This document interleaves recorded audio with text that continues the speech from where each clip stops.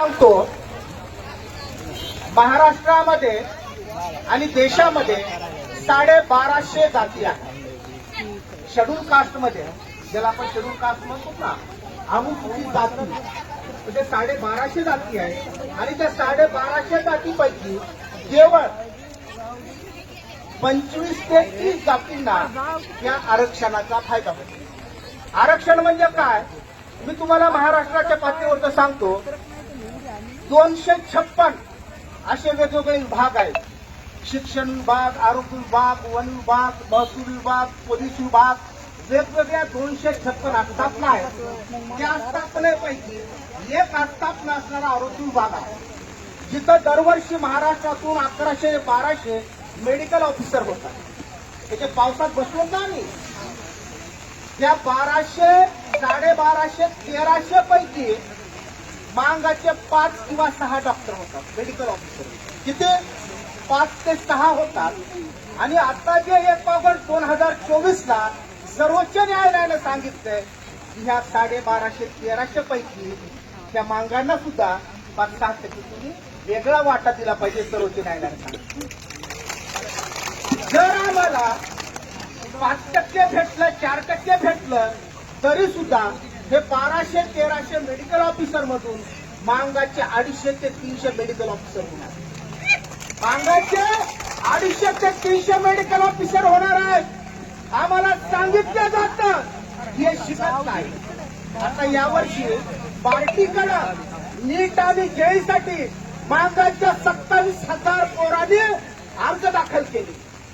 मांगाच्या 27-28 हजार पोरांनी मेडिकल आणि इंजिनिअरिंगसाठी अर्ज दाखल केले.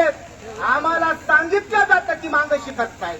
अरे आम्ही जर शिकत नसतो तर 28,000 अर्ज आरटीकडे मांगाने कसे दाखल केले?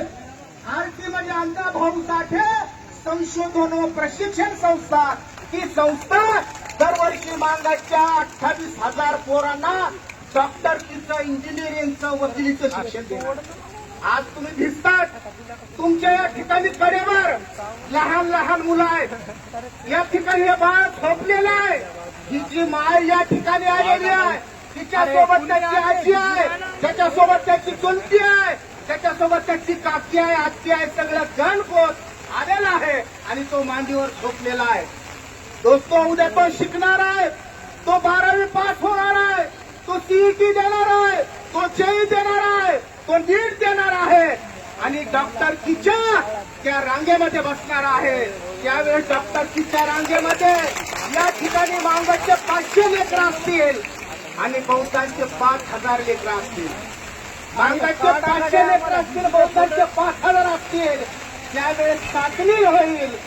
मला सांगा, निवड कुणाची होणार आहे? त्या 500 पोरांची होणार नाही, त्या 5,000 पोरातून निवडलं जाणार आहे. आणि म्हणून बौद्ध बांधवांना आम्ही हे जे सांगतोय, हा लढा तुमच्या विरोधात नाही, हा लढा तुमच्या विरोधामध्ये नाही. त्या डॉक्टर बाबासाहेब आंबेडकरांनी सांगितलेलं आहे की तळातील माणसाला न्याय मिळाला पाहिजे. त्या न्यायाला म्हणतात सोशल जस्टिस. आणि त्या सोशल जस्टिससाठी म्हणून आमची तुम्हाला विनंती आहे की तुम्ही जे काय डॉक्टर बाबासाहेब आंबेडकर तुमची ब्राह्मण समजतात, आज बौद्ध समाज असेल, वाटण समाज असेल, शेरकामदार समाज असेल, या देशातील 18 पगड जाती हे बाबासाहेबांना आपण दैवत सांगतो. बाबासाहेबांचं स्वप्न जर तुम्हाला खरोखरच पूर्ण करायचं असेल, बाबासाहेबांचं स्वप्न जर तुम्हाला खरोखर पूर्ण करायचं असेल, तर बाबासाहेबांचं स्वप्न काय होतं? मोठ्या श्रीमंताच्या कलेक्टरच्या घरामधला पुन्हा कलेक्टर झाला पाहिजे. हे बाबासाहेबांचं स्वप्न नव्हतं.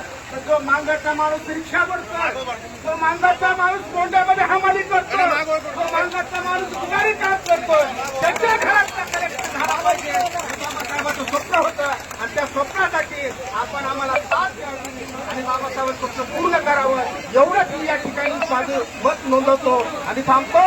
जय लहुजी, जय भीमराव.